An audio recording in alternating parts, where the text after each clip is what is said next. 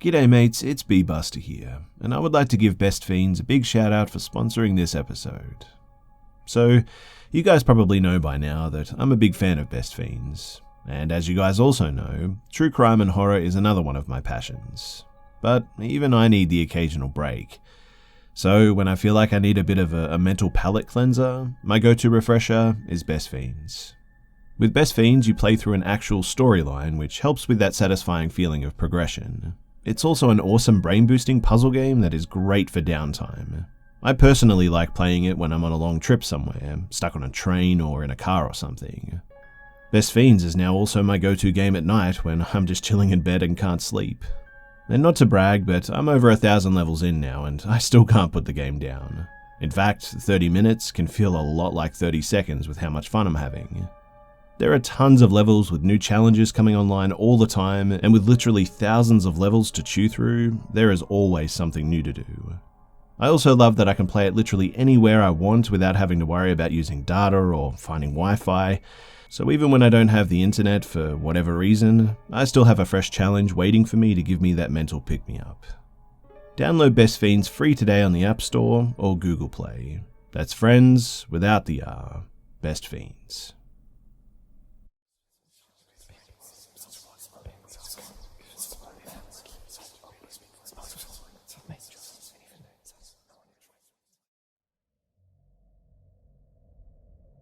So, the village that I lived in was only about maybe 40 to 50 people at most living there. Everyone knew everyone. All 12 of us kids knew each other too and played with each other. And naturally, some of us grouped together and explored the surrounding area since there wasn't much in the way of entertainment back then, mid to late 90s, in rural Ohio, that is.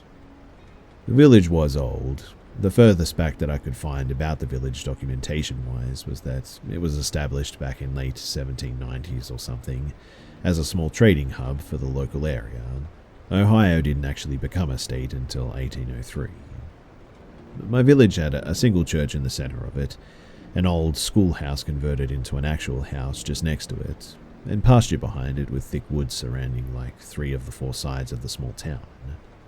My dad grew up around the area, so he was full of legends and stories about the area. But one of those stories was about a small fort that was originally French, turned British, and finally colonial American in the area. Nobody really knew exactly where it was located, but there was a few mentions of a small fort in the area from the research that I'd done. Now, one of the stories about this fort was that it was a primary trade route for the local native tribes and the influx of settlers that were arriving in the area. Naturally, conflicts arose as more and more people settled the surrounding area, and eventually, all that conflict ensued between the settlers and the native tribes. The fort was said to be destroyed by fire, people on both sides slaughtered each other, and eventually the natives were driven from the area with the help of a local militia. My dad always told me the land wasn't good, tainted in ways with bad energy, and I guess when entire families are slaughtered and people being driven away from their homeland, it can cause some long-term ill effects. Anyway, when all of us kids were playing, we were always told 2 things. 1, if the woods get quiet, you get quiet and leave immediately. And 2, if your name is being called out and you're way out in the woods, do not respond. Go home immediately and never look back. Pretend that you never even heard it to begin with. Everyone in the village knew how quirky the area was.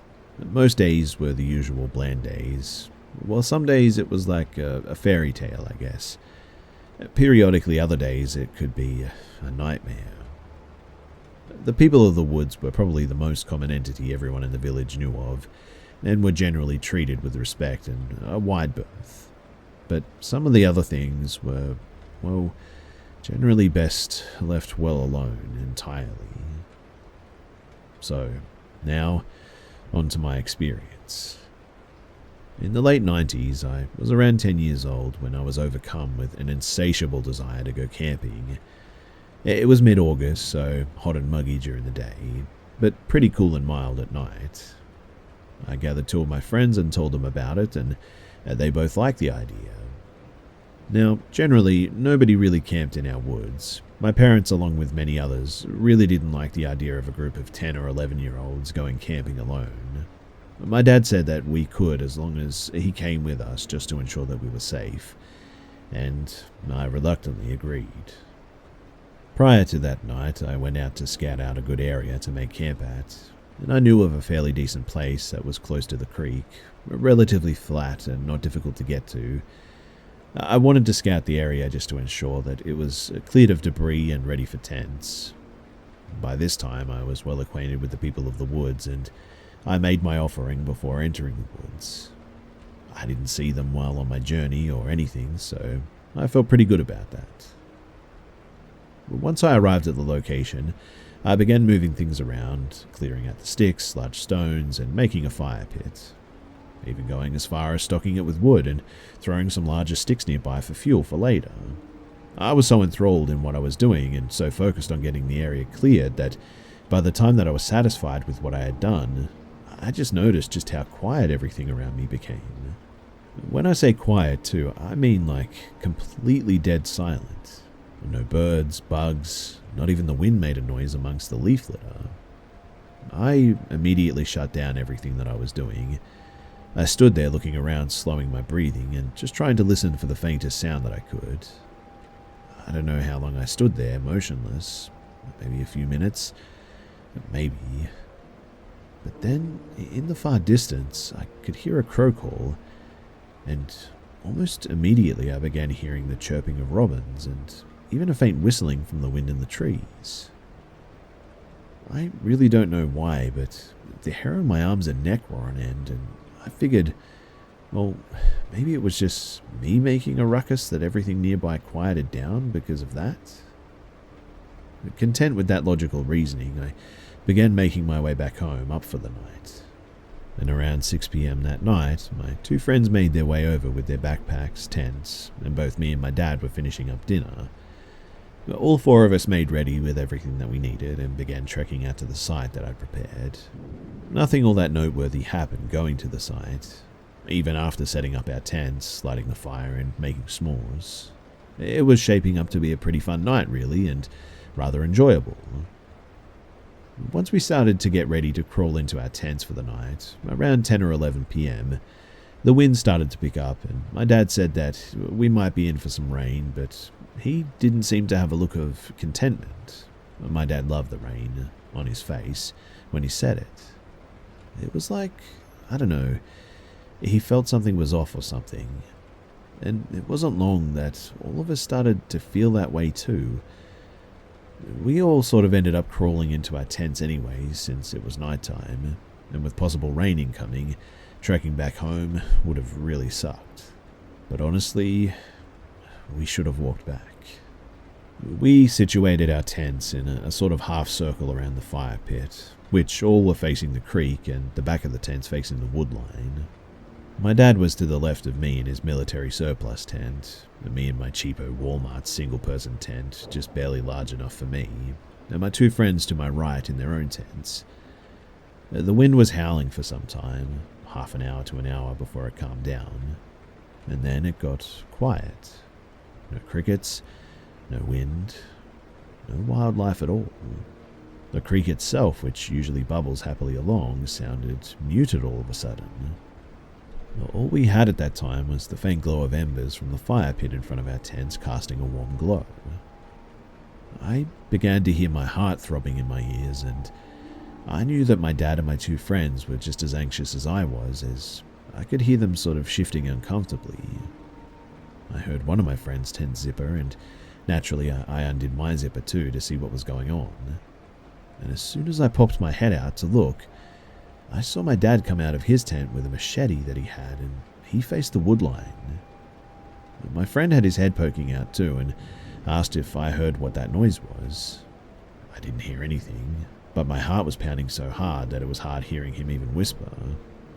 We both partially got out of the tent to see what my dad was looking at, but all we could see was like inky darkness, and it was then that I heard it. A distant and faint hello. It was coming from some ways away in the darkness of the woods. I could see my dad shift uncomfortably on his feet, white-knuckling his machete, looking into the woodline. Then again, a voice called out, "Hello," but it just didn't seem right. It was off-putting, almost as if whoever was speaking was trying to speak in a very feminine voice, faint and fragile. My dad motioned me to grab some of the extra wood next to his tent and throw it on the fire, which I reluctantly did. Leaving the perceived safety of my tent didn't sit well with me.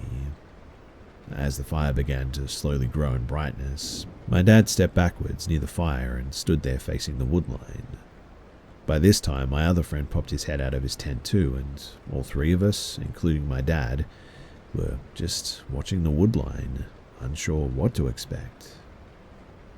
Nothing came out, and we didn't hear the voice again. An hour passed, and by this time my dad was sitting on a large stone next to his tent, one leg crossed and a machete in his right hand, watching silently, only the sound of crackling fire echoing against the shale cliff face across the creek.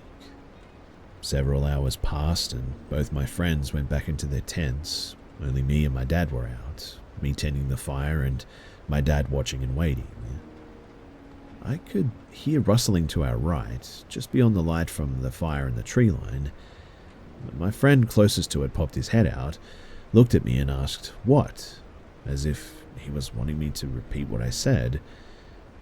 Mind you, I didn't say a word. I hadn't said a word since I came out of my tent the first time, in fact. I put my finger up to my lips and motioned to be quiet. By the time that I did this, my dad was standing next to me and told us both to shush, and immediately we heard someone say, "Come here," in the same off-putting feminine voice as earlier. All three of us stood there, peering into the direction of where the voice come from, and shortly after we heard what sounded like something move back deeper into the woods. It didn't sound heavy, it sounded like something sort of lightly trotting back into the woods. And that was the last time that we heard it. Shortly after, I'm assuming early morning, just before daybreak that is, the wood life returned, crickets, the distant chirp of the birds, and the whisper from the wind through the leaves, everything. Once daybreak came, we all broke our tents down and we packed up and began hiking back home quick smart. We were paranoid the entire way back, stopping, listening, and looking. We didn't see or hear anything or anyone. Nobody said a word on the way back, in fact. But once we made it back to my backyard, my dad broke the silence and told us that what we had just experienced never happened, and it would do us good to not say a word to anyone about it. He had fear written all over his face, as if not even he had experienced something like that before. To this day, I really don't know what it was, or perhaps who it was. I did at one point end up asking my aunt next door later in life if she'd experienced something similar, since she grew up in the area too, but even she was really tight-lipped about it, saying that we shouldn't have gone camping out there and my dad was a fool for letting us go. I have since left my village and I've moved out of state, and I have run into similar stories down here in the southeast with the same reluctance to explain what it was or could be. I really don't know why people are so afraid to talk about it, but if any of you guys can enlighten me, then I'm really all ears at this point, because I would like to know what the heck happened that night.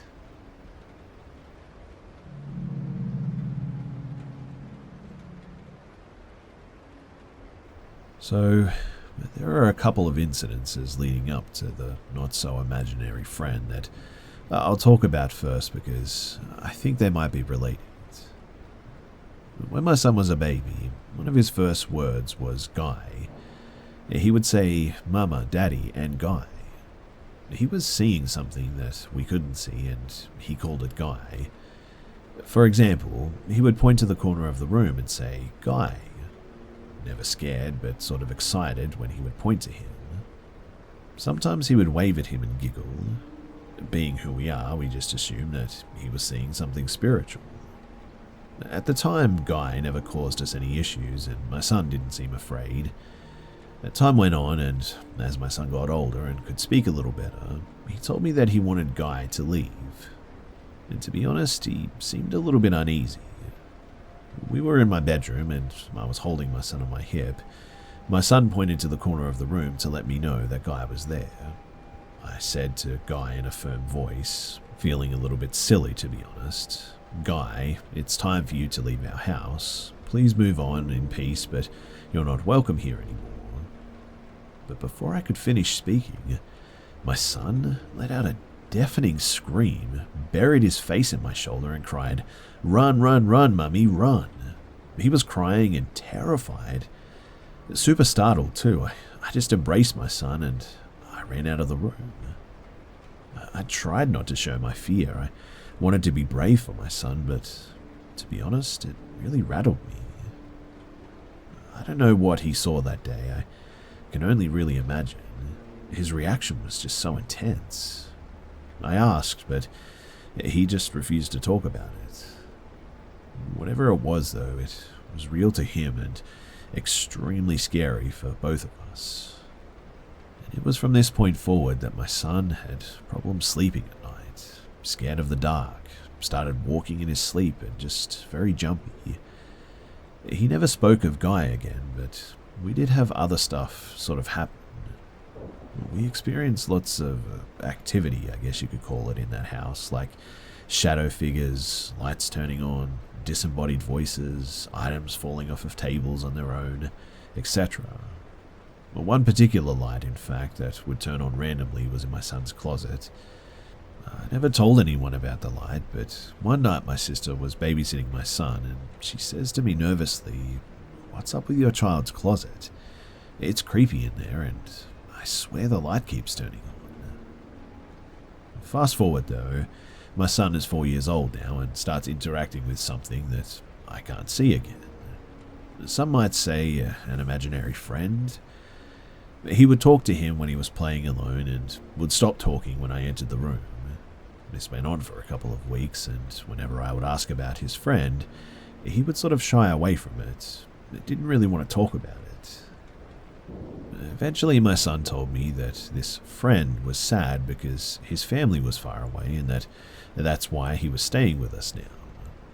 I asked if this friend had a name, and my son says, yeah, he's a kid and his name is Godmo. I was expecting to hear a common name like John or something.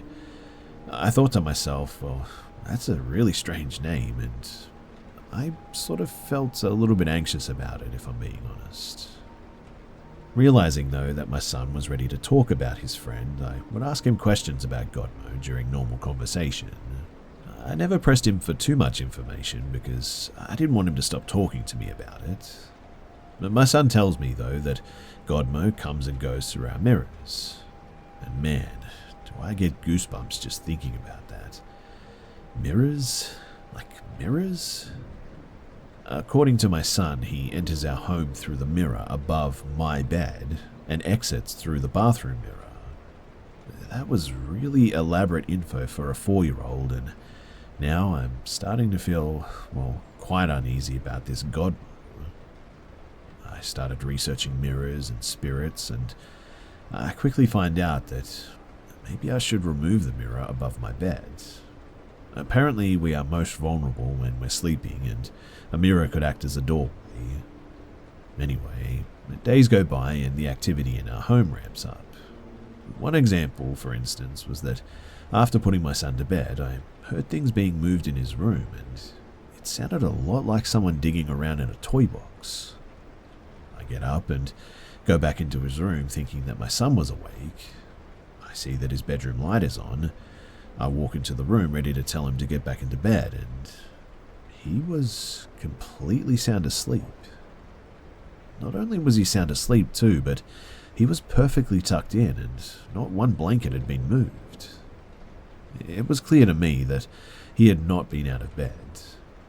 And I know what I heard, and I have no clue how or why his light is on. The next morning, I asked my son if he turned his light on last night. knowing that he didn't, but I had to ask anyway. And he says to me, "No, but Godmo turns on the lights because he doesn't like the dark." I asked him if Godmo scares him sometimes, and to my surprise he said yes, when he gets angry. "Oh, and he does not like you, Mum." Angry? And he doesn't like me? At this point, I'm pretty much done with Godmo. Concerned for my baby, I spoke to my sister about everything, and she agreed that she didn't feel good about it either. It's creepy, right? I always trust my first instinct. So, could this Godmo be something sinister? Could it be posing as a little kid but actually be something else? Something dark and evil? All things considered, I didn't know for certain, but I felt concerned and I was worried about my 4-year-old. I mean, even the name Godmo alone was really weird to me. So I decided that it was time to do something. In the end, I decided upon a major spiritual cleanse in my home. I sage, white sage, randomly, but this time I was more thorough, more serious and focused. At the time, I thought that this was best to do this when my son wasn't at home. Although I am spiritual, open-minded, and believe in the paranormal, I don't push my beliefs and practices on my kids. So he was unaware of what I was doing. Lots of praying, sage, calling on angels for protection, candles, you name it. I also removed that mirror from my bedroom, and the activity settles. Approximately 3 weeks later, I think, my son comes to me very upset though, still unaware of the cleanse, and he tells me that he wants Godmo back. Please bring him back. I told him that Godmo returned to his family, not knowing how to explain these things that I don't even fully understand myself to a 4-year-old. But that for me confirmed that there was something very real and very strange going on. I mean, like I said, my 4-year-old wasn't there and I did all this stuff quietly and alone. So how he knew that Godmo was supposed to be gone at this stage, well, I can only put that down to the fact that whatever this thing was had actually been removed.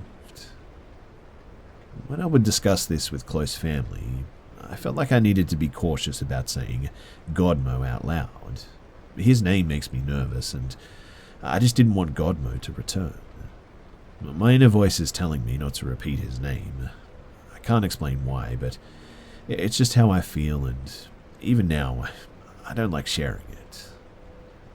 Years later, though, in a different home, my son, 7 years old at the time, started seeing a dark shadow in the hallway where I had hung the old bedroom mirror in our house. And it was at that point that I trashed that mirror. I don't know if the shadow was connected to his previous experience, but either way, I decided to get rid of that mirror. We still have activity, but nothing that really concerns me anymore. Nothing too heavy. Overall, we have more positive experiences than negative ones, to be honest. But, yeah, Godmo, that's an experience that I'll never forget.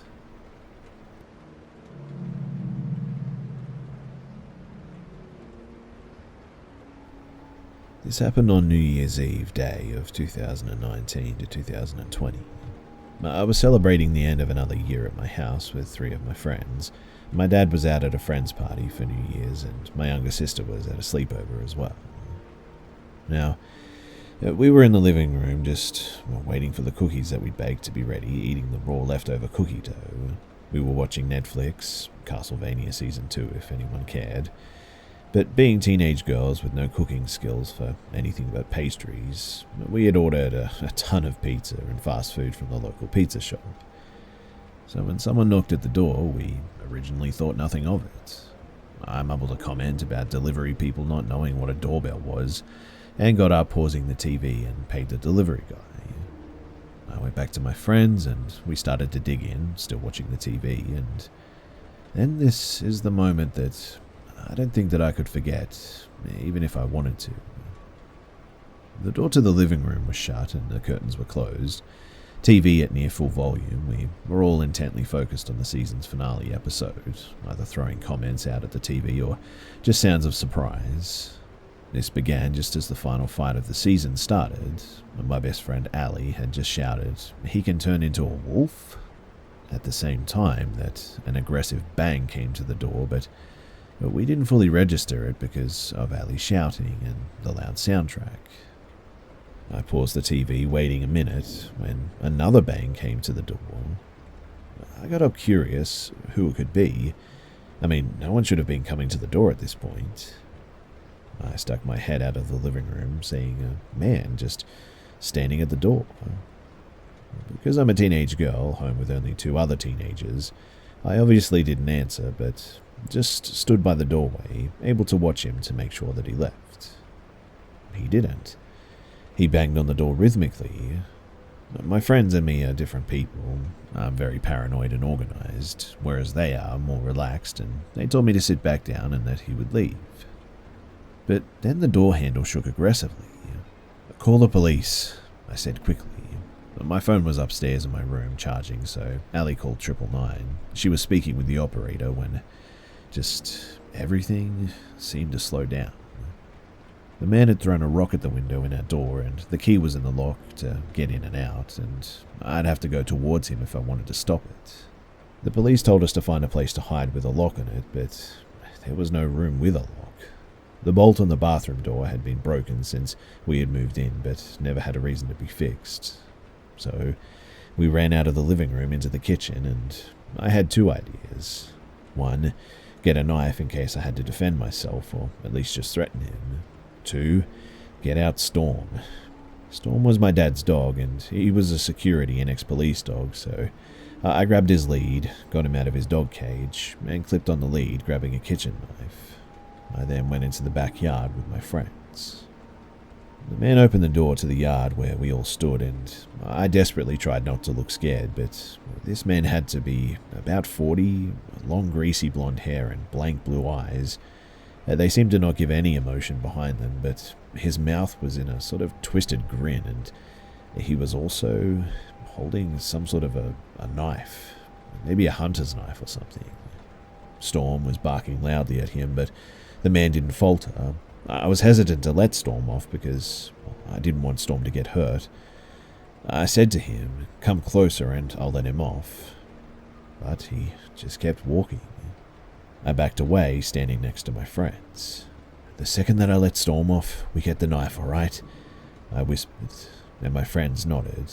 Ali still had the operator on the phone, who said anything that we did could be classed as self-defense. So I ordered Storm to go and let him off the lead. Storm lunged at this guy, knocking him backwards, causing the knife to drop out, but not too far away. Storm had a tight grip on his arm, though, so I ran over, kicking the knife away from him. This went on for maybe 10 or 20 minutes when the police finally came, and I got Storm off of him, and my dad was called and came straight home to make sure that we were okay, which we were, luckily. But my dad, he later found out that this guy was actually a convicted sex offender who had moved in 2 streets down and saw me walking Storm and our other dog too. All I can say is, man, am I so grateful that we have Storm and that my dad taught me how to deal with difficult and dangerous situations. Because I don't know what would have happened if we had just sat there watching TV.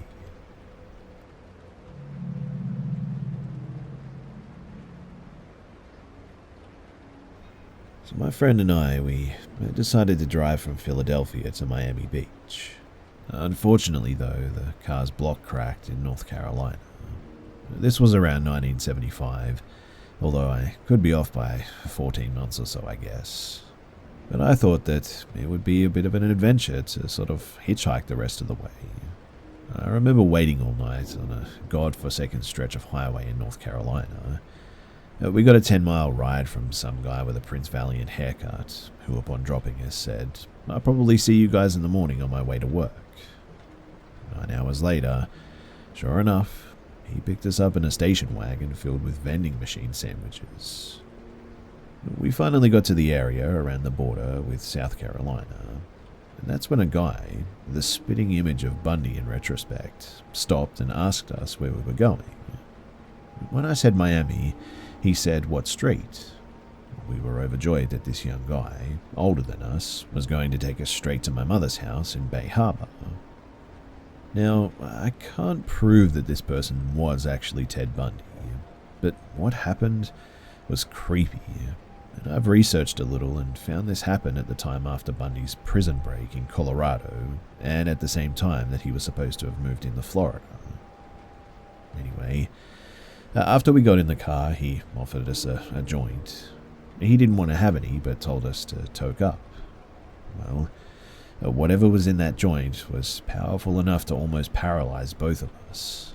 He then began to start playing with the buttons on the radio, switching the stations compulsively almost every few seconds. And I began to feel paranoid because I could sense some weirdness exuding from this guy. I was in the front seat and my friend was in the back. We went to a rest stop and he just disappeared into the bathroom for about an hour. When he finally got back into the car, he said that he had to detour to his bank and he started to take us through miles of small roads in Georgia. I remember seeing houses on stilts in marshland, but he finally stopped in the most remote location where there was a single building that looked like an abandoned tavern, maybe? We were still stoned, and he got out of the car and went behind this building. I remember seeing palm trees, I think, and was so shocked that palm trees were so far north in Georgia.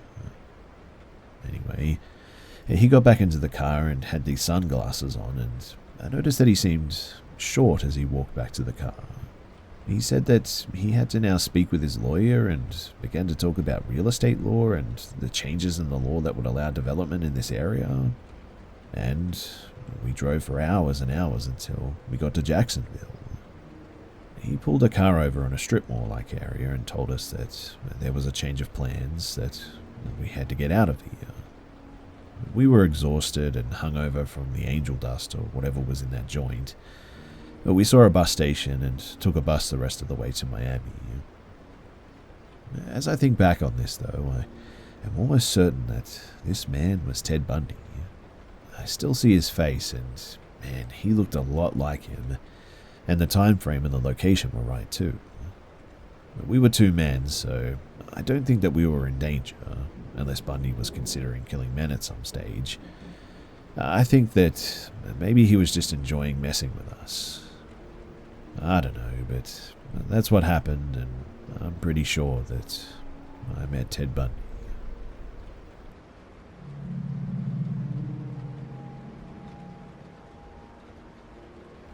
This happened when I was growing up, around 2004 or 2005, when I was about 13 years old.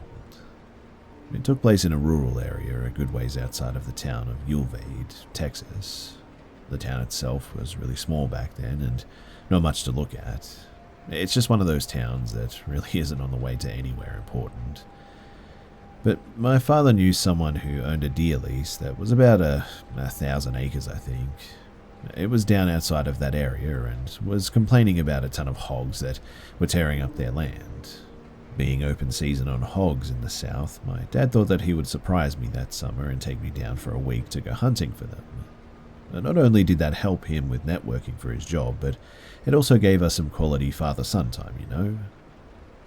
Anyway, I remember the drive down there from Dallas was, well, pretty much torture. It was about 7 hours in my dad's hardtop Jeep Wrangler. That car was so uncomfy and I just hated it. But all I had to do was either stare out the window or try and beat Super Mario Land 2 on my Game Boy Pocket, something that I was actually never able to accomplish in my youth. The drive obviously took most of the day, so we got there in the early evening. The owner of my land had told my dad that he hadn't had anyone lease it that year yet, and the cabin and the property might be a little rough and dusty. I didn't really care. At this point in my life, I had been in scouts for a couple of years and spent a lot of my free time in the woods or fishing with friends anyway. So needless to say, I was pretty comfortable roughing it. After unlocking the gate and driving to the cabin on the land, we settled in. The cabin was pretty rough too. Dust and dirt everywhere, flies. I remember it looked like some raccoons had gotten in and they'd maybe done something to the floor. But after cleaning up a bit and getting the sleeping bags out, then setting up the cots that we decided to sleep on, something about that night was just weird. I never was able to get comfortable enough to fall asleep for any restful amount. I couldn't put my finger on why, but I just had this feeling of being watched. Eventually, though, I was finally able to drift off for what I guess was about an hour, maybe. When we woke up, it was early, about 7 in the morning, I think. We decided to scout around the land for tracks and signs of hogs and find a good place to set up a blind. It was the summer and it was horribly hot in the afternoons, so morning was the best time to be out and about. After walking for an hour or so, we came to an area of trees, lightly dense, and luckily found some signs of hogs. Typical torn-up ground where they'd been rooting around, so we followed them into the trees. I was looking for more signs when my dad stopped me with his arm. I remember looking up and seeing someone standing about 50 yards away. Some of their body was blocked by trees, though. This was private land, so they definitely weren't supposed to be there. We also had confirmation from the owner before we got to the lease that nobody was there, not to mention the gate was locked up when we first arrived. But the person was wearing some bright-colored red jacket. We slowly walked toward them.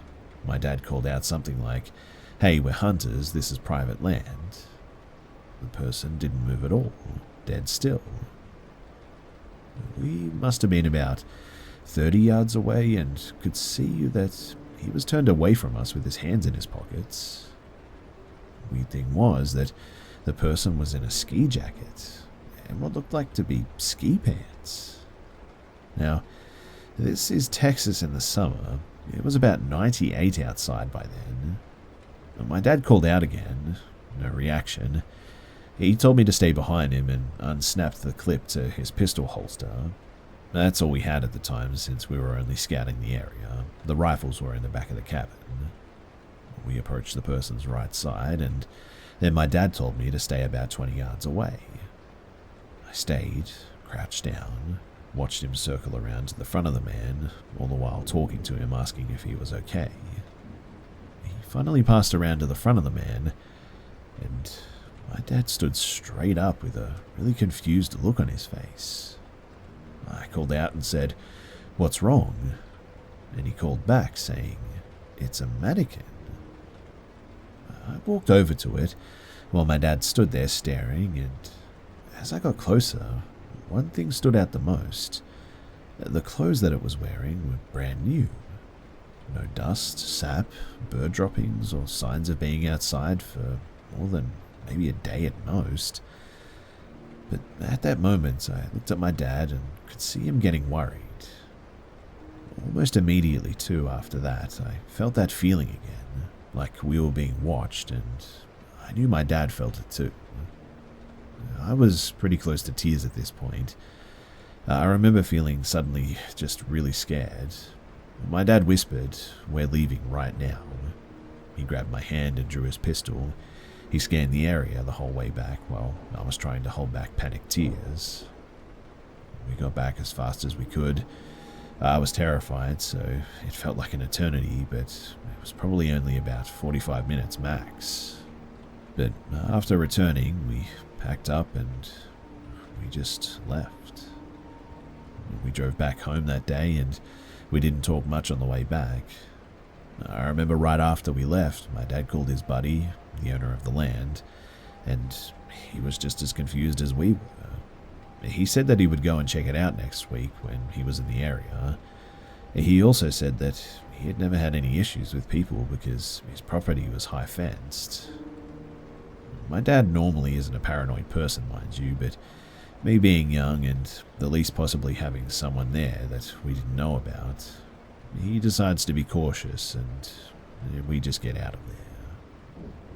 After we got back home, we talked a little bit and my dad wasn't able to sleep the night before as well. He had the same feeling but didn't want to wake me up because he thought that I was sleeping too. Turns out that next week he got a call from his buddy and he checked the whole property I never found a trace of anyone, no mannequin or anything. This story, it still makes my hair stand on end, though. I have no idea what that was, but the paranoid man in me thinks that maybe it was some kind of a trap or something. It's definitely not the weirdest thing that I've ever encountered in the woods, but it's a top 3 for sure. And it's something that I guess will just remain a mystery.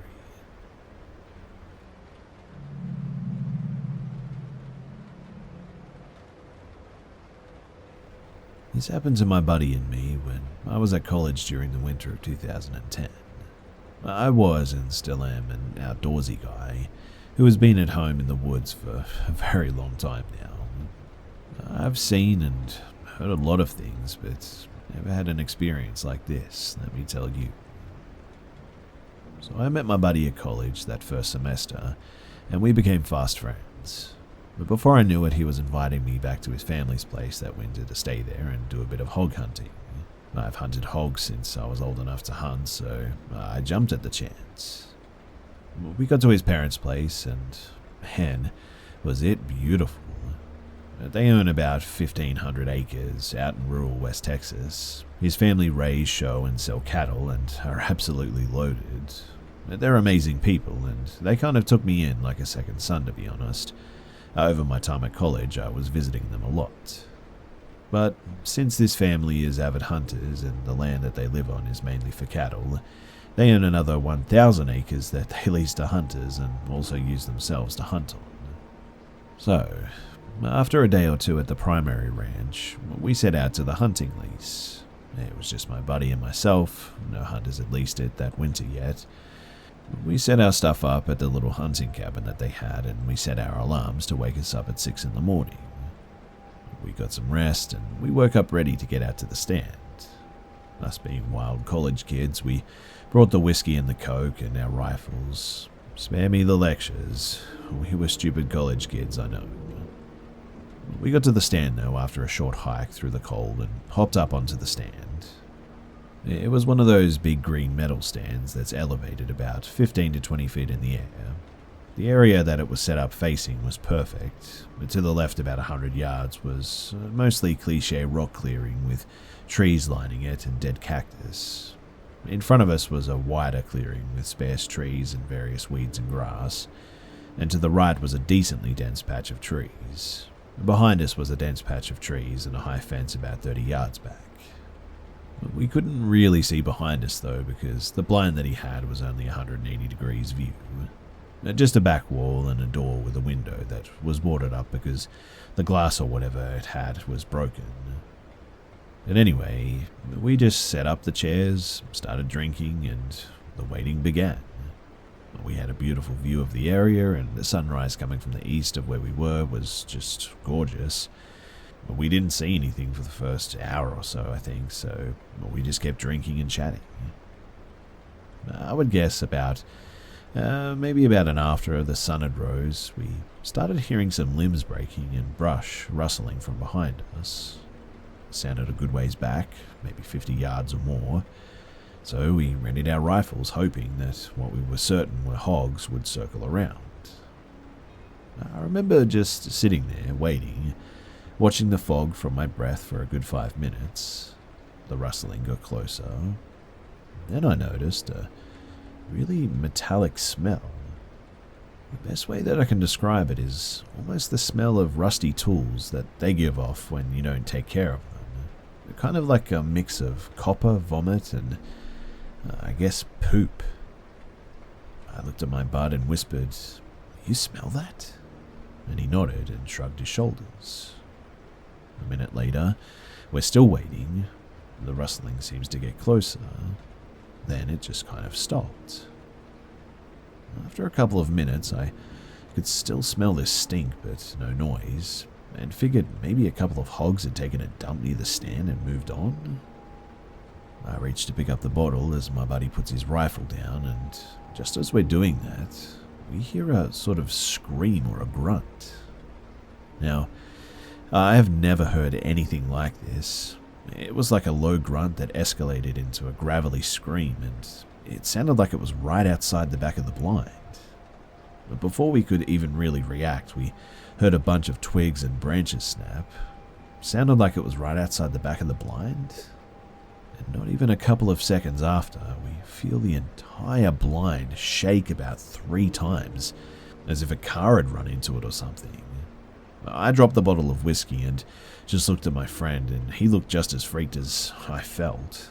But we heard a loud, sort of singular grunt, and then the sound of twigs and branches breaking again, slowly getting quieter. We just sat there, too freaked out to move for what felt like an hour, but it was probably about 10 minutes, I think. I don't know if it was the whiskey or just me trying to be brave, but I got up eventually and opened the door, and nothing was there. We climbed down, and we had our rifles at the ready. We both knew that it wasn't a hog, but tried to convince ourselves that maybe it was. We could see the old stand marks on the ground, and the whole stand had rocked maybe about 6 inches. There was even a bent portion of one of the metal struts and 2 big depressions where it looked like feet had dug into the rocky ground. We figured that whatever it was must have stood there while it was rocking the stand. We stood there just looking dumbfounded, and we decided at that point that it was high time to get out of there. We drove back to his main house, and we told his dad. He said to just stay at their house with them for the night, and we would go check it out tomorrow. When we got there the day after, we saw the same things that were there the day prior, and his dad was super confused. I don't think that he initially believed us, to be honest, when we told him about what had happened. We found where whatever it was had come from. There was a clear path in the grass leading away from the stand, where it had been depressed and you could see sort of tree limbs broken. The highest one that was broken off was about 7 feet off the ground, I would say. We walked back 30 yards to the high fence that was there, and sure enough, about a 4-foot wide section had been mangled and bent down. His dad was really ticked off, obviously, but he was also really confused. He told us that he had never had this happen before, and he reckons that it was just a giant hog, but I never thought so. Now, I don't want to say that it was Bigfoot, but I've never had an explanation as to what could have caused that. Over the years, I've grown to believe in Bigfoot more and more. My dad had an encounter with what he claims could have been Bigfoot as well, so I don't know. But maybe it runs in the family?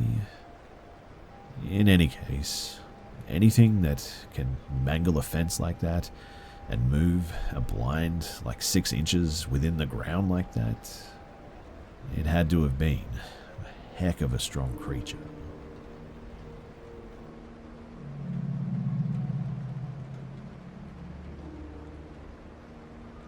This happened in the late 70s, as far as my dad can remember.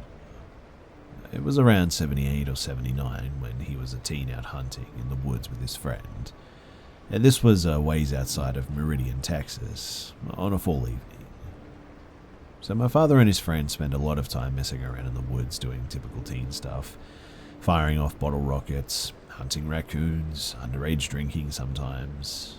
But this day they were going hunting for squirrels, so when they set out, my dad grabbed his .22 rifle. It was just a Ruger or something, with a cheap scope on it. His friend had a really nice Weimaraner that wasn't scared of anything. He would run up to bulls and chase them, he would get in scraps with bobcats, and he would chase off raccoons. He was walking along with them in the woods that day, and he said that there was an old creek bed that they would always go mess around in, so that's where they started. The walls of the creek bed were about 5 to 6 feet high, so they hopped down it and casually walked along, half-heartedly looking at the trees and such, when all of a sudden my dad said that the Weimaraner started whimpering and wouldn't come any further. It hung back about 10 feet from them, refusing to continue no matter what they said. A few seconds later he said that it just tucked its tail and ran off back into the direction of the house. This obviously made them confused, but they just shrugged it off. They took a couple of steps further, and he said that up ahead, about 60 yards, the creek took a hard right turn and elevated up on the banks were some trees.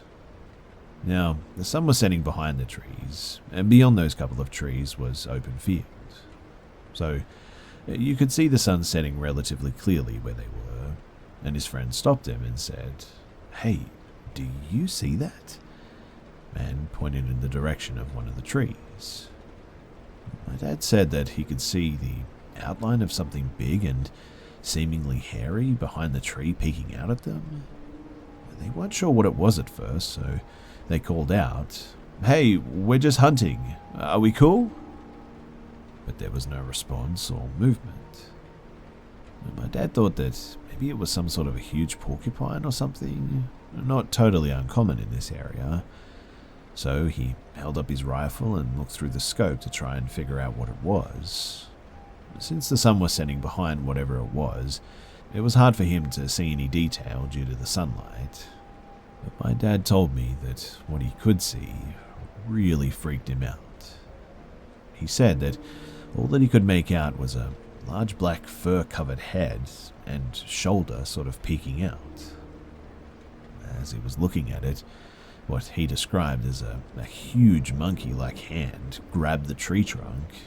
My dad froze, and my dad instantly froze, and his friend asked him what he saw. My dad just shook his head and handed his buddy the rifle. His friend saw it too and was freaked out equally. They sat there for a minute, just staring at it, both of them and whatever this creature was not moving. My dad has always said that he didn't know what came over him, maybe just his teenage hubris, but he suggested that they should go and check it out. Both he and his friend clambered up the left side of the embankment, and when they got to the top, the creature had ducked back behind the tree. They slowly approached and circled around the tree, my dad keeping the rifle handy. He always said, though, that he didn't know why, because the small size of the caliber wouldn't have done much of anything against something that big. They both circled around the tree, and it turned out that when they got there was nothing there.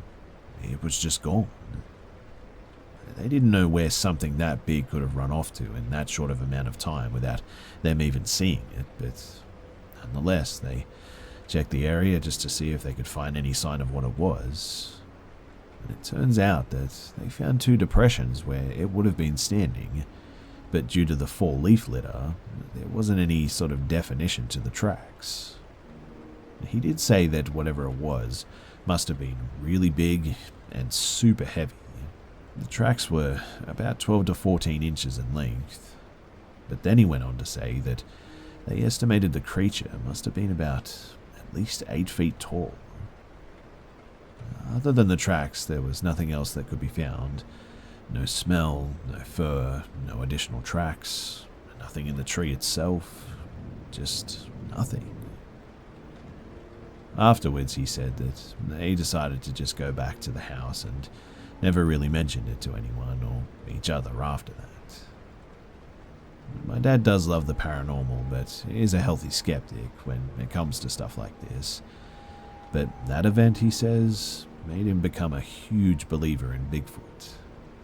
And after having my own encounter, I've come to believe in something as well. I'm not saying that it's Bigfoot, but I do think that something is out there that hasn't been explained yet.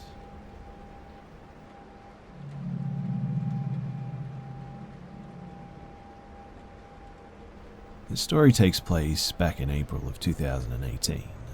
I live on Long Island and was in freshman year of high school.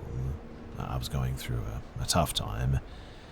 Earlier in the week, my girlfriend broke up with me because of rumors that she heard about me, which I won't share here, but there was a lot of drama going around in my life at the time. Depression, broken hearts, typical high school stuff. My mum knew that I was down in the dumps, so one night she took me to get a new phone in the nearby mall. I had an iPhone 5 at the time, going on to an iPhone 8, so I needed a new one. We were gone for about an hour, I would guess. We returned home with my dog greeting us. And let me tell you something about my dog. He's a short, stocky golden retriever who's never violent or vicious in any way. This is important for later as well. My dad was still at work, so it was my duty to take out the trash. I went through the front door, with my dog resting on the porch, and went to the side of my house to throw out the trash. When I was throwing out the bag, I looked over to my neighbor's house, where I saw a guy dressed in all black, around 6 foot, walking out of their side door. Being a paranoid 14-year-old, I had a lot of red flags going off. Also, my neighbors and my neighborhood.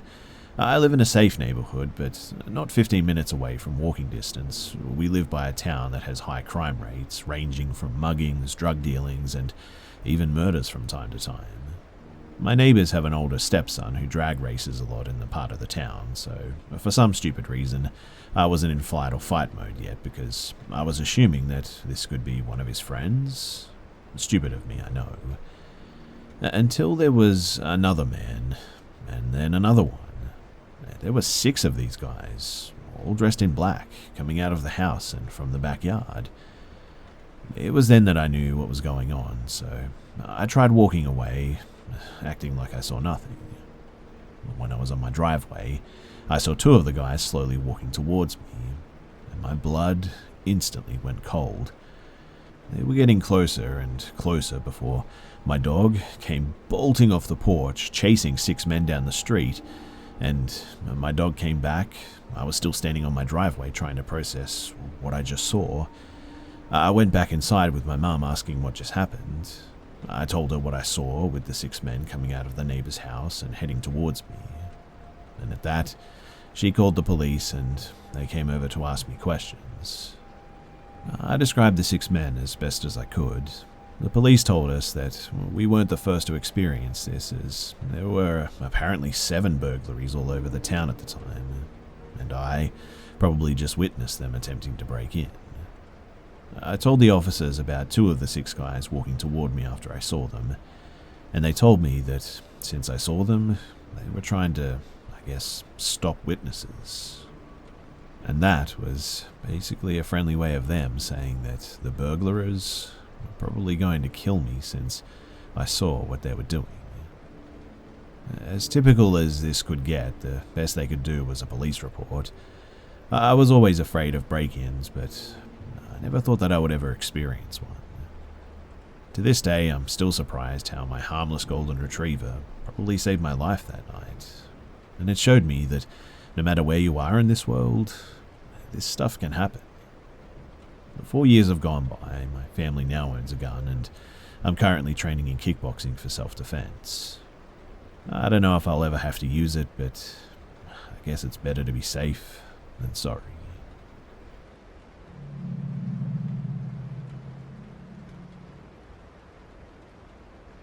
My hometown is pretty small.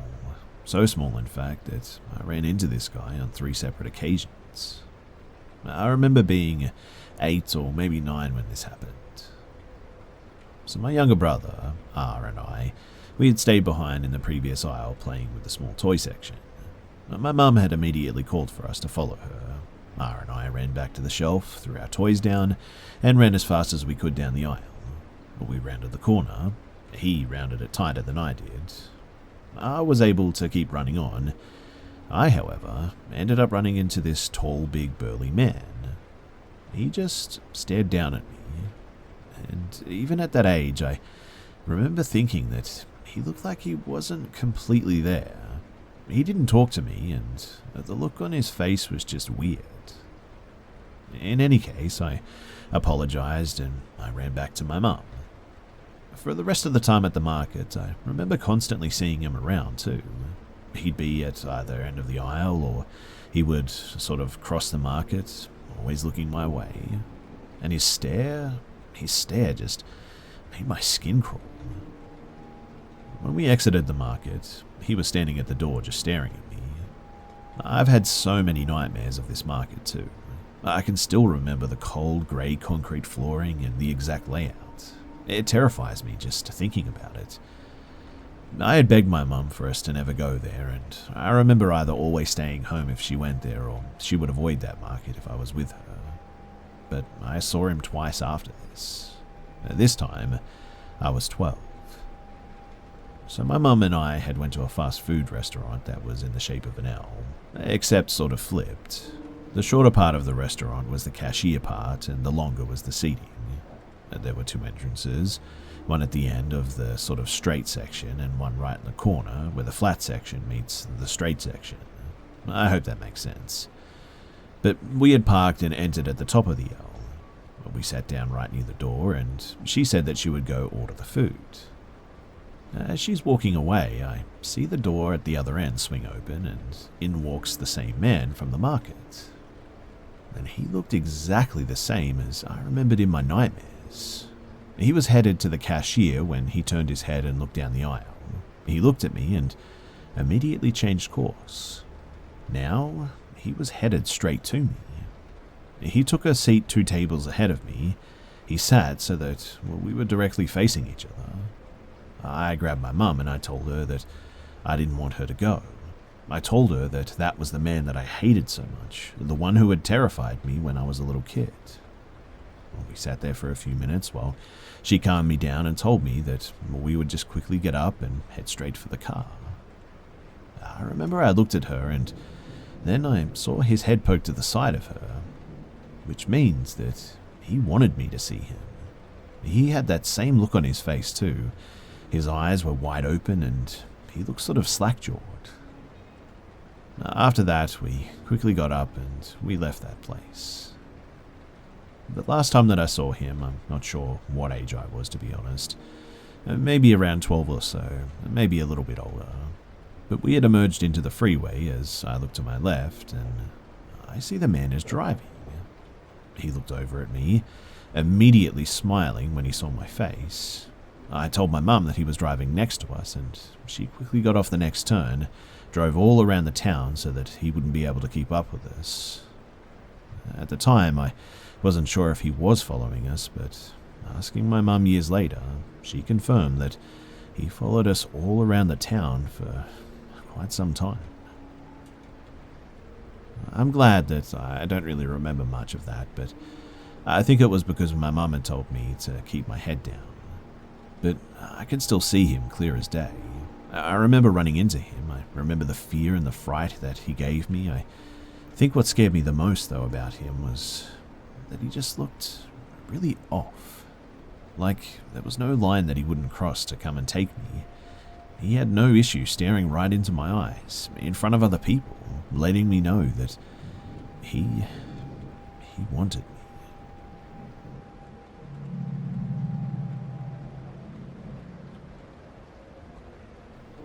This happened way back in October of 2006.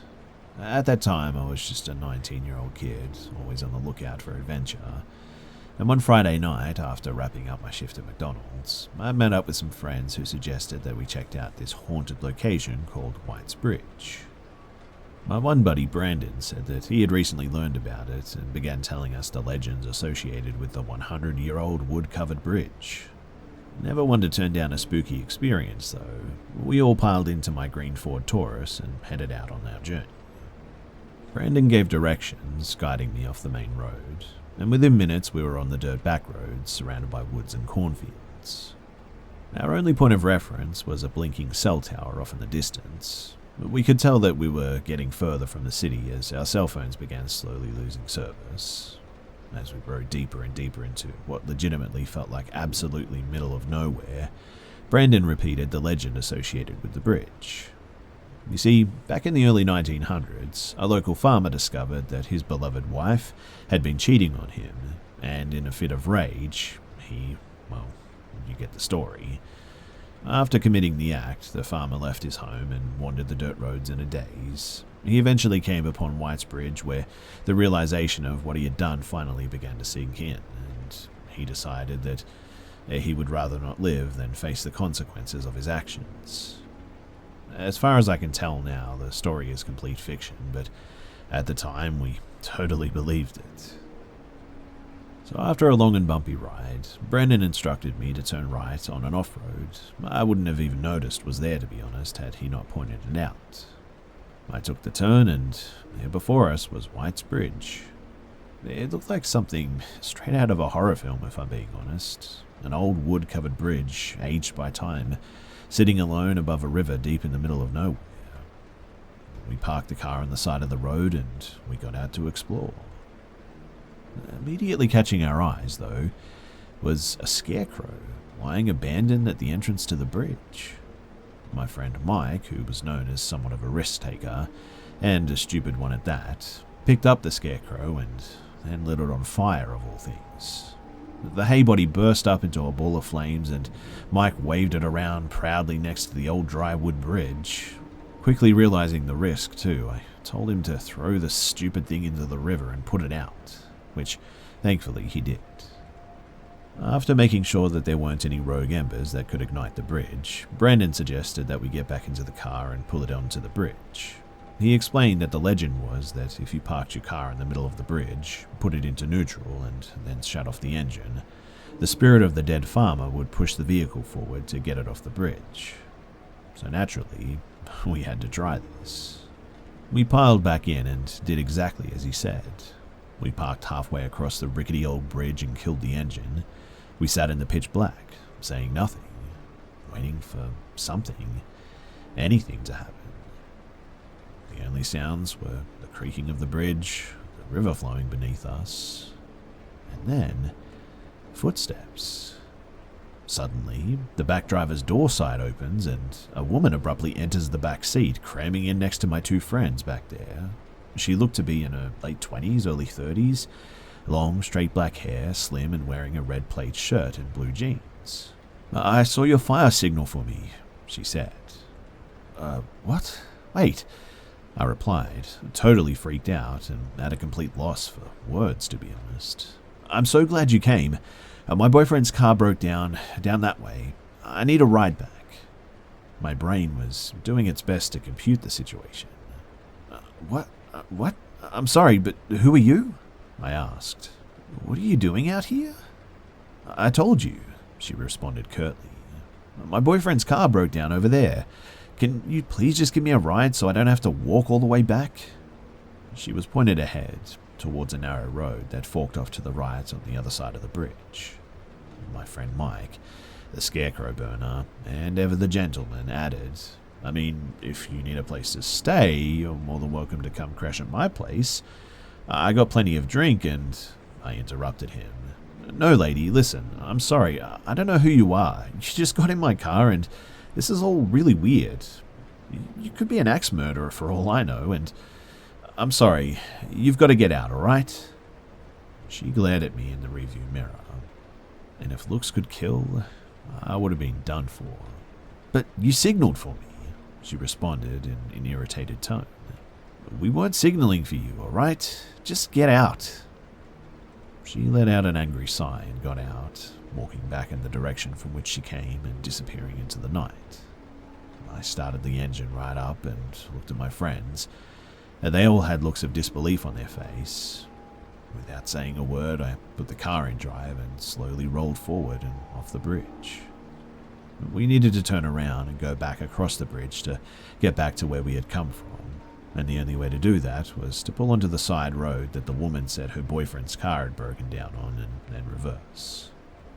As I pulled onto the side road, my headlights illuminated the 3 posted signs that I hadn't been able to see from the bridge: "No trespassing," "Private property," and "Do not enter." And looking up the road, there was suddenly no sign of the woman anywhere. And quite honestly, it was as if she just had literally vanished. I didn't want to stick around, so I backed up and crossed the bridge again, and from there began the journey home. We really didn't have much to say on the ride home, to be honest. I think we all just were equally stunned. Except for Mike, who asked if he knew anyone that would be awake at this hour that he could score some weed from. I visited White's Bridge a couple of times after that, but nothing of note ever happened in my subsequent visits. Sadly, some delinquents burned down the old White's Bridge some years ago, It was rebuilt, but from what I hear, it's just not the same as the original. I don't have any plans to go back and check it out, but it was an interesting experience, to say the least.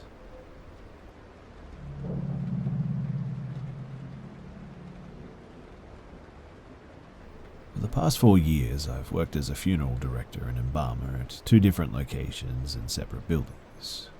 In my line of work, of course, the nature of the work would be unsettling to most, I suppose you could say, especially the aspect of the tasks completed on the descendants themselves. As an embalmer, I've performed some gruesome actions, all for the betterment of someone's loved one's appearance and their expectations during the viewing, during their visitation period. But I'm telling you all of this to set the stage that I'm definitely not scared easily from the unsettling, and I've had a rock-solid stomach that could handle any smell or sight that we come across that any embalmer will see at some point. As there are 2 locations, though, that I frequently visited for my work, I'll label them 1 and 2, just for simplicity's sake. So, the first location. Coming back from a death call at a hospital at 2 a.m. into a 130-year-old funeral home with a descendant in the back of the van seems creepy enough to most, but it's the reality that most people don't realize is a fairly common occurrence. My first major encounter happened sometime after I arrived at the funeral home and starting my normal embalming procedures. During the procedures, of course, I'm not paying extreme attention to my surroundings of the room, but I had noticed just a sort of nausea of chill that wasn't normal, as I'd embalmed many times before and never noticed anything like this. I just shrugged it off, though, and continued on. But after I had completed, I walked into a casket showroom, which is directly next to the embalming room, and flipped on the lights. And in the corner, next to the end of 2 caskets, was what I can only describe as a black mist that seemed to sort of dissipate into the corner of the room. Plain as day, in the fully lit room, I was absolutely rocked by this realization that me and this descendant were not alone in the funeral home. Someone or something had been watching me the entire time. The second occurrence was when I was leaving one night around 11 p.m. after a long day of death calls and funerals. Every evening when we leave, we would go from room to room and make sure every light is off to save on the electric bill. I had sat down in my car and looked up into one of the rooms on the second level, and I had noticed that I had left a lamp on. I decided to not go back in and get it in the morning. No big deal, right? Yeah, I wish. The specific room was the location manager's office, and it looked as if the light was emanating from the middle of the room. Just some context too, the lamp in question was originally owned by the location manager's wife who had passed, and also went through the same funeral home that we worked at. He had brought it from home to use there in his office because it was no longer needed at his house. And that next day, I went up there to check on the room and turn the lamp off. The only problem was that the lamp emanating the light the night before was sitting in the middle of his desk, not even plugged in. I was the first employee there that morning, and no one had been there during the night for any reason at all. Also, when seeing the lamp on the night before, I know the funeral home was empty because I was the last person to leave. Now, these 2 occurrences aren't alone, but they are probably some of the most notable, because I guess I just can't really explain them away. But there are several hundred times that I felt watched or something seems to move in the corner of my eye. There's also been many times when I hear someone whisper hello or hey in my ear. There are so many that it's hard to keep when or how they happen straight, to be honest, but I guess that's just the baggage with the job. The second location, though, at this location I actually lived in the top funeral home for a period of like 6 to 8 months. It was because it was free room and board in a fully furnished apartment, and the ease of being able to just wake up and clock in the morning without even having to drive anywhere is a luxury that most people don't think about. But the first happening was subtle, but not a completely subtle moment, I suppose. A few weeks into my initial move into the apartment upstairs of the funeral home, I was sleeping in my room upstairs and was awoken by the sounds of the stairs creaking as if someone was walking up them. It was 1 a.m., and I knew that no one was there but me. Because usually when a death call happens, I know about them, because I'm called by my answering service to go and get them, I was sure that I was the only one there.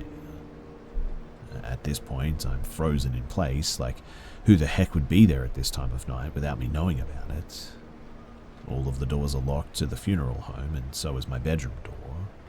The freezing continues, though, until whatever it is outside my door comes to it and knocks on it twice. I say nothing, but after several moments of complete silence, the creaking starts again, but back down the stairwell. I sat totally still the rest of the night. I couldn't sleep at all. Thankfully, nothing else happened, but I was absolutely rattled by that experience. Whatever that was knew that I was up there. I didn't like that thought at all, too, but I had no other choice but to continue to live there because my financial position at the time, I couldn't really afford anything else. My second experience there was in the evening as well. I was eating a TV dinner in my kitchen there in the apartment. I looked up from my food and watched a doorknob turn, and the door opened as if someone just walked through and shut it back. I just sat there mouth agape and was totally flabbergasted. I was also there alone that night as well. There were no breezes or change in air pressure or anything that could account for the door's closure. I don't know what happened that night, but finally, and the most recent, yesterday I was sitting on the couch downstairs on break during the middle of the day. I was alone again.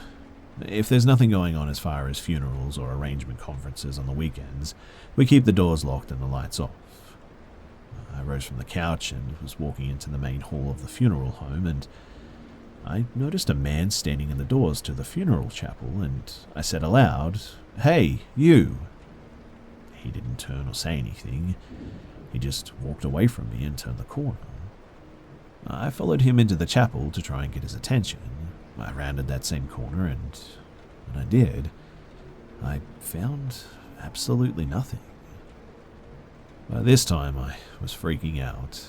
The man was wearing a navy blue sort of pinstripe suit with a white collared button-up, grey slicked back hair, and was about the same height as me, I think. He was an older fellow and was a little hunched over in the back. For reference, I'm 6'2". I immediately called the manager of the funeral home, though, same as the other location, and told him what had happened and described this man. And he told me that I had probably seen his old manager, who also lived in the apartment that I did currently several years ago. And it was at that moment that everything began to make some sense.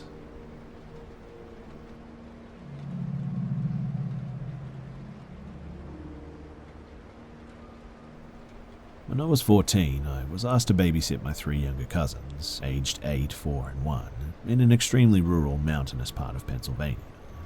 My aunt and uncle, they had a wedding to go over an hour away and wouldn't be back until very late. Their house was situated on a steep mountainside. Their back deck had like a 15-foot drop onto a rocky hill below, leading down to a river. Their closest neighbours were about a half a mile away, I would guess. The closest main road was like a mile away, and at night there were no lights to be seen anywhere around them. Basically what I'm trying to say is that it was in the middle of nowhere, and you wouldn't have even known that it was there if you weren't, going to it, that is. You don't just accidentally end up here, that's for sure. Now, my aunt and uncle left us with some pizza and their cell phone number next to their landline. This was the early 2000s, and I didn't have a cell phone, but even if I did, I wouldn't get reception there anyway, and headed out. The baby was already asleep. The 4-year-old wasn't feeling well and was quietly watching TV in the living room as he dozed off, and the 8-year-old was playing Guitar Hero with me on the loft. The loft overlooked the living room to the left, where I could keep an eye on the 4-year-old, and there was a huge window that overlooked the driveway to the right. Now, this description of the driveway is an important detail to this story. The road that led to their house ran straight into their forked driveway. It was a dead-end road. The house was far off as you could go, pretty much. Go to the left driveway, there's a large open carport, and that's where my aunt and uncle, and anyone who ever visited, parked. The right driveway led down a very short but very steep hill to a large leveled out area, and ended up against the garage door that opened to the basement of the house. It was never used as a garage, but served as my uncle's man cave and where he spent most of his time. Right beside the garage door, a normal door with a window so that you could see right in was there, but this driveway was exclusively used by the kids as a play area because it was the only flat yard-like area on the property, and being on a mountainside, there isn't much room to safely play otherwise. No cars ever drove down there, ever. There are too many toys and bikes in the way anyway, and friends and family actually knew this. So, it was about 10 p.m, pitch black outside, no moon to illuminate the area either. My cousin and I were still playing Guitar Hero when headlights caught the corner of my eye. And it wasn't my aunt's minivan headlights. They were huge truck headlights with those roof lights that you often see on Jeeps or other off-road trucks. But not only that, the truck was going down the right driveway, the kids' play area. This was definitely not my aunt and uncle. This was, in fact, not anyone that they knew. Panic and dread began to fill my body at this. I was a teenage girl, alone in an isolated house on a mountain at night with 3 children in my care. In a terrified voice, I asked my cousin, "Who is that? Jake, do you know whose truck that is?" And then he looked panicked. No, I've never seen that truck before," he replied. I quickly ushered him downstairs, still unsure what to do, but the 2 little ones were sleeping down there and I wanted to make sure that they were safe. I checked on the baby, and then grabbed the phone to call 911, and then I started to hear the metal garage door being shaken violently. Now, as I said before, no one ever opened that garage door, so more panic began to fill me. I hear them try to open the door beside it, the metal doorknob jiggling. No one was actually knocking. It's not like they were checking to see if my uncle was down there. Plus, the lights were out. It was dark down there. They knew that nobody was down there. They were definitely breaking in. The door leading to the basement steps were right next to the phone, so I could clearly hear all of this going on as well. I quickly turned the little lock on the doorknob just in case they did make it into the basement. My heart was practically jumping out of my chest. I'm talking to the 911 dispatcher at this moment as my 8-year-old cousin clings to my arm. The operator is calm and trying to calm me, but I knew that it was going to be at least 30 minutes until a police officer could get up there, assuming they didn't totally get lost in this mountainside in the pitch dark. But I just kept thinking, we're dead. This is how I'm about to die. The operator asked for the number of my aunt and uncle left me so that she could have another dispatcher call them to let them know the situation. I turned around to grab the paper with the number on it, and to my absolute horror, I see a man peering in the large sliding glass door. A huge, burly, what had to be at least 6'4" man with a long scraggly red hair and red bushy beard. And what made it even worse was that he was grinning at me. Grinning in a way that still scares me to this day. Meanwhile, I had to have looked like a terrified deer in the headlights. I was shaking so hard that I could barely hold the phone now. There was a second man behind him that I couldn't see as well. I have no idea what he looked like, but he was equally as tall, but a bit more lanky than the larger man at the sliding glass door. I screamed, "They're here," and before the 911 operator could say anything, my 8-year-old cousin goes, "Mr. Jim?" His voice was very confused. It wasn't like my cousin was happy or even relieved to see him. I asked, "You know who that is?" But before my cousin could answer, I turned my attention to the man in the door, and I scream, "I'm on the phone with the police." I'm grateful that he didn't try that door because I don't think it was actually locked at the time. But the man stared at me hard for a moment, eyebrows furrowed, like deciding what he wanted to do next. But then he just backed away into the darkness. What seemed like an eternity later, I saw the truck lights back out of the driveway and then back down the road until they disappeared. I was still scared beyond belief, and so was my cousin. He had only met that guy a few times, an acquaintance of his dad apparently. It wasn't like it was a close family friend or anything, and obviously because, again, he went down the wrong driveway, and visitors never go that way, he didn't know the family very well. The 911 operator asked for a description of the man, then told me that they'd gotten in touch with my aunt and uncle and that they were on their way home. She stayed on the phone with me until a police officer showed up a bit later to make sure the men were gone, and they stayed with us until my aunt and uncle got home so that they could ask them some questions. Now, my uncle was absolutely furious. Not at me for calling them home early, but at this Mr. Jim guy. He muttered something like, "I'm going to mess this guy up." My aunt was mad at my uncle, who told him to tell Jim to never come back again. I didn't know at the time, but my uncle actually had a drug problem. I don't know what Mr. Jim or his accomplices were doing, or what would have been done if I wasn't on the phone with the police that night, but the grin, it definitely wasn't a friendly one. It was sinister. And again, he also had to have known my uncle was not there because the basement was dark. He would have seen through the windowed basement door. He had also tried lifting the garage door, something not even my uncle did. In other words, he intended to break into that basement. That much is clear to me. But apart from that, there's no other explanation. I never did babysit for them again, and I don't think I ever went back up there because not long after that, my aunt divorced my uncle and moved out.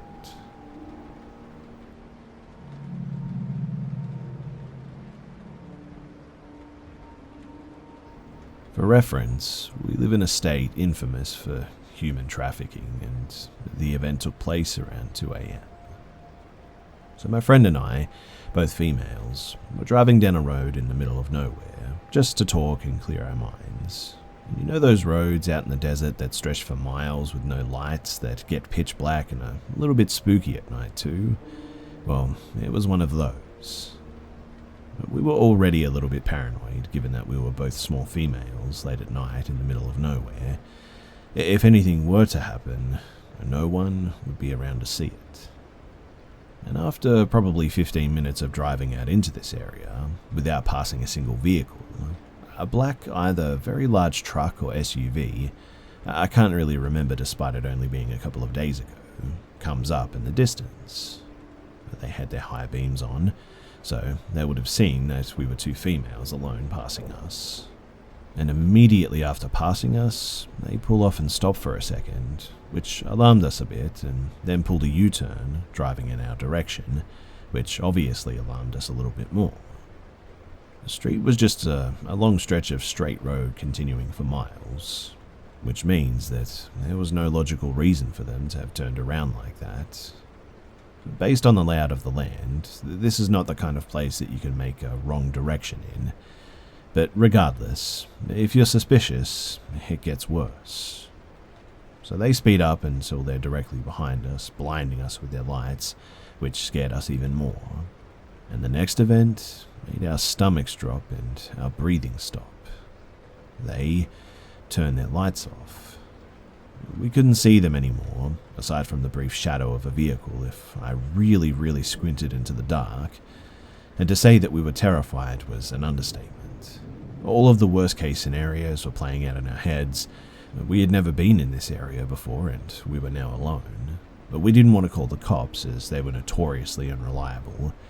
But we were in the middle of nowhere and we also had weed in the car. Despite this though, we felt safe knowing, despite unreliable, that we were in a vehicle. And as long as we didn't stop or get out, we should be safe. And so we did. For 30 minutes, but what felt like a lot longer than that, this vehicle followed us with the lights off, and we never passed a single other vehicle on the road, in fact. After driving back into civilization, finding a route that had no U-turns required, despite how much longer it would take, the vehicle got off once there were streetlights and buildings in sight.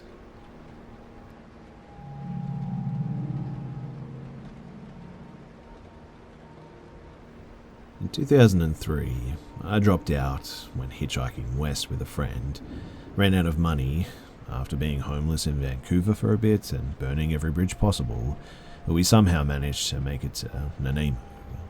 Because I was a terrible person at the time, I managed to get thrown out of the last place that we had to stay, a house that was in a small community, a 3-hour walk outside of the city past Nickel Street. The house backed onto Weyerhaeuser logging land and was owned by a distant relative of my travelling partner. We had been working as roadies or groupies for this girl power punk band from Nanaimo called We've Been Had, and I had snuck one of them into the house and just, made a mess of everything.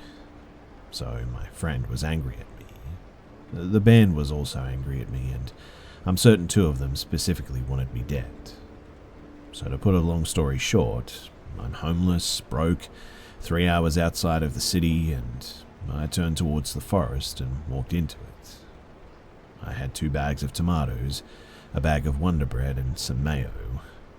I also had a tent, a crank-powered lantern, a hitchhiker's backpack with an aluminium frame, and a bunch of weed. During the day, I would just wander around the forest. There was a massive open area about an hour's hike away from my camp where you could sit on a cliff face and see for miles around down into the forested valleys. It was a bit like nature's TV, I guess you could call it. I would go there in the morning, usually freezing my butt off, and the sun would warm the cliff face as it got closer to noon, and I would warm up with it and just sit, get stoned, and watch the crags for wildlife. It was a bizarre and foreign feeling to me, being thousands of kilometers away from anyone who cared about me back home. Canada really is immense. And then this new layer of isolation from everyone on the island after I messed everything up yet again. I felt almost monastic. Like if I were to perish in these woods, it would be a just punishment or some sort of atonement, I guess. Anyway, I ate the food that I had sparingly and did whatever drugs that I had with me. Eventually my friend forgave me enough to hike to my camp and visit, bringing stuff that he had stolen or busked for. Previously, we'd been working for a bit for this shady couple who made jewelry, and they were somehow connected to the local Hells Angels chapter. The whole community in the outskirts of this place was at the time, apparently. We would work buffing wheels all day, get a ton of metal flakes flung at us, no protection or anything. I remember being offered a job living in a grow house. It came with a Honda Civic, an Xbox apparently, and free cable. We turned it down though, and after that I started to feel a sense of hostility from the locals, which was another great addition to my now paranoia that I was living deep in the woods with. I would see a few animals every day while just sitting on the bluffs. I was too high and too far away to be noticed anyway. I saw bears and cougars, which made me nervous, I must admit. I had a knife, but it was small, so I made spears out of sturdy branches and spent a lot of sleepless nights clutching them in my tent like an idiot. It had been what felt like a month, I guess, or more maybe, when it first happened. So as I was about to head back to my camp with the last hour of sunlight, I saw a man standing on a rocky outcropping far across the crags. I could tell that he was heavily bared and shirtless, and that he had a bit of a red mark on him near the left hand, I think. Either blood or a swath of fabric or something, but not much else from the distance that I was at. The one thing that I did notice was that he had a log in his left hand. Not a walking stick or a staff, like a full-sized log. I watched him standing there, almost frozen, until his head moved ever so slightly, like he was looking towards me. And at that, I just booked it back to camp, sort of terrified. That night, I really didn't sleep much, and when I got the courage to hike back a few days later, I was relieved that there didn't seem to be any sign of him. That is, until 1 hour before sunset, when he showed up again. Same spot, same shirtless bearded guy dragging a full log in his left hand on a stone bluff 1,000 meters away. And something about the way that he moved, or didn't maybe, even from the distance that I was at, was deeply unsettling, and I wasn't about to get the hills have eyed, so I walked back. I decided that I would leave the next morning, head back home, somehow. But what followed was two of the most surreal and terrifying nights of my entire life. You see, I returned back to camp late, and it was getting cloudy, so there was almost no light. I didn't have a flashlight, but I had a Coleman crank lantern that I would leave at camp. Again, like an idiot. This time I barely made it back before it was pitch black. I could see my camp very well, but something about it just felt off. That's when I noticed that the tent zipper was open, which could have easily been my fault, as I had done that before, but this time it was unzipped so much I had to fish around in the tent flaps to dig the zipper out. And when I finally got it free, I heard a scraping sound. Something definitely not natural, and it was coming from the direction of the animal trail. I leapt into my tent, freaking out. I grabbed the crank lantern and I started reefing on it, as I can still hear this deep, bassy scraping sound. I'm turning this crank and the lantern won't light up. I can still hear the scraping, but it also started to rain, and the raindrops on the tent sounded so loud for some reason that I'm getting sort of disorientated and more freaked out. I can't see anything, and now I also can't hear anything. The lantern too, which had worked every night since I'd been in this place, just all of a sudden refused to work. It was pitch black and raining. My tent at that time was already full of holes from nights spent using it like a sleeping bag on the cement highway shoulders. If you've ever hitched, then you'll understand this. And in the alleyways of Granville too, so it was also soaked on the inside. I remember just feeling so defeated and desperate in that moment that I just sort of sobbed and fell back into my gear with the flaps still slightly askew. It could have been exhaustion, drugs, or accumulated trauma, I don't know, but that night, I swear to you that I heard voices in the forest. Voices and the constant sound of that deep scraping. The voices, if they were speaking a language, I had no idea what it was, but I felt an accusatory and angry energy, as if the voices belonged to maybe demonic? I know, that sounds crazy, like something people summoned up that I had messed with. Something in my head convinced me that this was the case, and I began to spiral alone in the dark and the rain. I didn't sleep that night, obviously. I wanted to make it to the morning light so that I could make my way out of this place and back to the outskirts.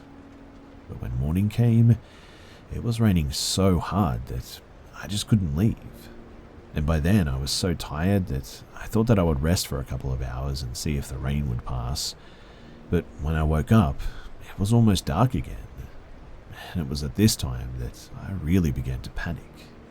I couldn't tell what hour of the day it was because of the clouds and stuff, and I wasn't sure if I wanted to risk hiking back through the muddy animal trail to the outskirts anyway. But I packed up my gear and decided that I would leave the tent, as it was basically ruined anyway. I started walking back, but it got dark a lot faster than I thought it would. It was also really difficult because of the rain, and all I had to wear were these terrible black sandals that were super heavy with mud now. And I must have got about 30 minutes from my camp when I heard the scraping sound again, coming from what I perceived to be further up the path. It was at this that I just completely lost it, freaked out, and began to run back towards my camp. It was dark again by the time that I got back, and I could hear the voices again. I zipped up the tent and spent the next few hours shivering in the puddle of water that had accumulated on the bottom of the tent. I was convinced that these voices and sounds were being manifested by my stress, but somehow, while I could convince my mind, I just couldn't convince my body that this was the case. I felt paralyzed, and I honestly felt like I was about to die. I must have fallen in and out of sleep though, because when I woke up again, it was pitch black outside, but the rain had stopped. And there was just a real eerie sense of lack of sound. My chest felt clenched, like I was having a heart attack, but somehow I managed to unzip the tent front and look out. The Coleman lantern miraculously had started working, so I cranked it a bit more and I looked around. And man, it was so quiet. I've never been in such a quiet forest before, in fact. I remember it being so insanely quiet that I started questioning it, in fact. And there was a mist from all the rain as well, and it was just super, super eerie. But it was at this point that I noticed, sitting in front of my tent, was a long, thick log. One end of it was in a pool of water, and I could have sworn that it had stained the ground red with something. I ran, leaving a bunch of stuff behind, for hours, all the way to the highway in the early morning. I really don't remember who found me, but I ended up in the cop shop eventually, and at that point, honestly, it was like walking into heaven. 2 days later, I heard about a girl that I knew who was going east, and she offered me a ride. She was running from something too, probably a dude, but I don't know. We did Nanaimo to the prairies in like 24 hours non-stop, including the ferry ride as well, because at that point, I just wanted to get out of there as fast as I could.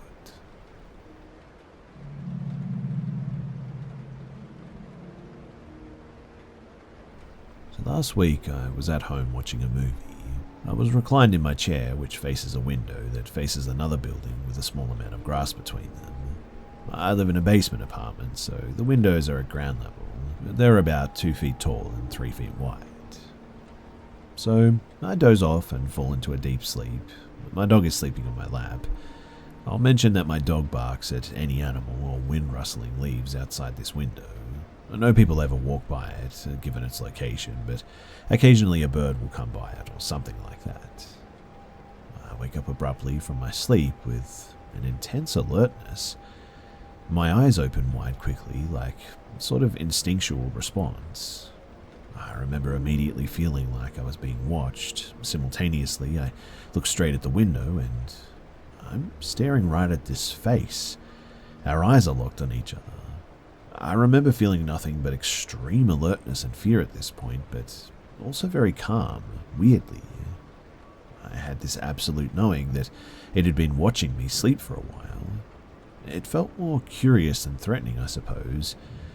Whatever it was bizarre to say the least, and I just felt like I couldn't move, like I was hypnotized. Anyway, we stare at each other for like a solid 20 or so seconds. I'm just lying there, still unblinking. My mind was shifting through possibilities to rationalize logically what it could be.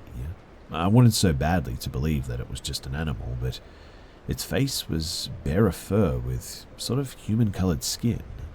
It was very small, no way it could have been human. It had to be the size of like a 1-year-old child, if that, by the size of its face.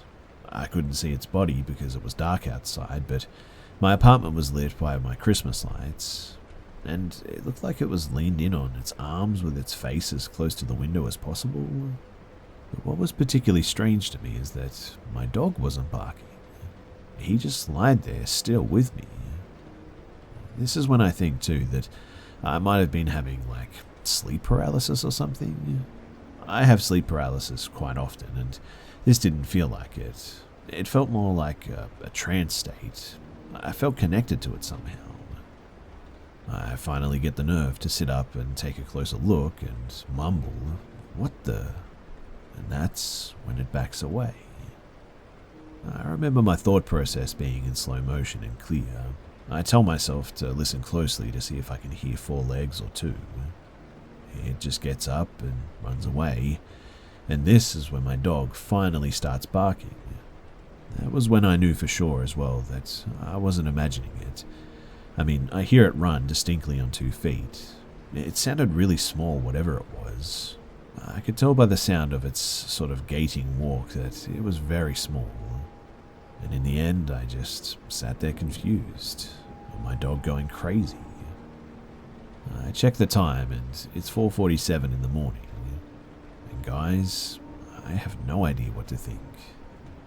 It does correlate with one thing, though. You see, in late August, I started building a shrine or a temple type thing out in the woods at a large nature park. It was my favorite spot to go and meditate or practice my harmonica or write. It became an encompassing sort of spiritual ritual, I guess you could say, to go out there. The whole thing was a meditation type practice, and it's basically a big teepee made from dead tree trunks and branches, with a stacked stick circle inside of it. I had worked tirelessly out there, being in a kind of union with nature in my mind as I built it. I meditated and carried the meditation out with action. I remember one night too, at like 1 a.m, a friend and I were sitting out there. We were in the middle of a conversation when my friend's face turns into a sort of panic worry. I stop talking and can hear footsteps coming towards us. It was already loud and distinct enough, as if close to us, I think. But we sat and listened for a long time as it kept walking closer, but never actually got to us, which was weird. We decided to leave though, and she really doesn't like talking about it because of the feeling of the energy and air as we acknowledged it. Anyways, someone totally destroyed my shrine in October, and I just left it as it is. It sort of crushed me a bit, and I would often visit the ruins a bit heartbroken. But to wrap this tangent up, the day that this happened, the creature watching me sleep that is, was the same day that I went out there and suddenly felt a strong urge to rebuild it. I cleared everything and started again, and after a few hours I came home and fell asleep, and then all of this happened. I don't know if any of it means anything, but what do you guys think?